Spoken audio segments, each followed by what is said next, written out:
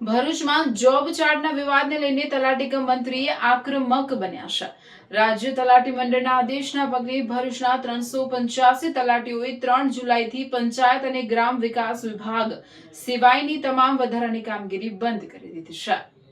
તલાટી મંડળના પ્રમુખ જ્યોર્જ મેકવાનના જણાવ્યા અનુસાર સ્પષ્ટ જોબ ચાર્ટના અભાવે અન્ય વિભાગોની કામગીરીનું ભારણ વધતા પંચાયતની મૂળભૂત કામગીરી પ્રભાવિત થઈ રહી છે। વર્ષ 2022ના આંદોલન બાદ કામગીરી અલગ કરવા માટે રચાયેલી સમિતિના અહેવાલનો અમલ ન થતાં તલાટીઓમાં રોષ જોવા મળી રહ્યો છે।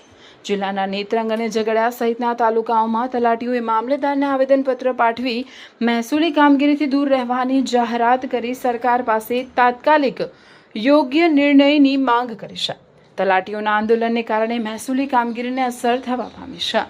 આશરે 3.5 વર્ષ જેવો લાંબો સમય થયા પછી આજ દિન સુધી જોબ ચાર્ટ ક્લિયર થઈ શક્યો નથી અને હાલમાં તાજેતરમાં રેવન્યુ તલાટીની ભરતી કરીને નિમણૂક પત્રક આપવામાં આવે છે।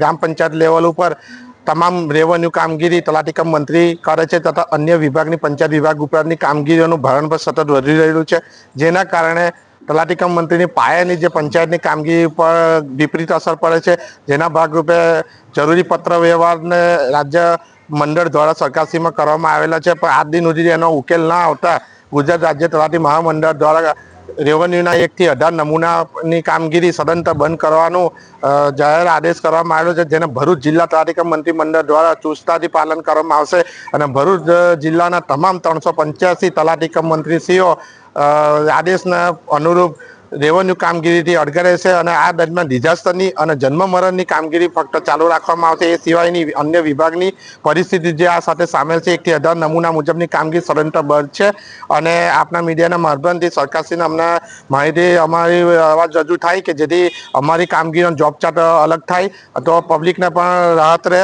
અને રેવન્યુ કામગીરી અને મહેસૂલી કામગીરીનું જોબ ચાર્ટ પંચાયતનો અલગ થાય એવી અમારી મીડિયાના માધ્યમથી નિવેદન છે। હસ્તુ, જય હિન્દ।